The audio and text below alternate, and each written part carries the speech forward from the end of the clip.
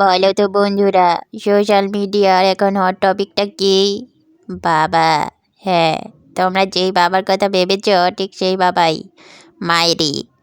মায়েরি কথা হচ্ছে, এই বাবার কেচ্চা কাহিনী দেখে পাবলিকেও সেই বাহ বাহ করছে।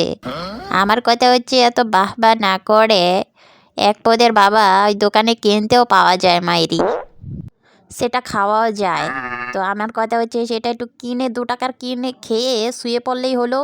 এত বাবা মা করার কি আছে, সেটাই তো বুঝতে পারছি না। এই মিডিয়ায় এসে খালি লোক হাসানো হচ্ছে নাকি? সেটা কিনে খেয়ে শুয়ে পড়লেই তো হলো।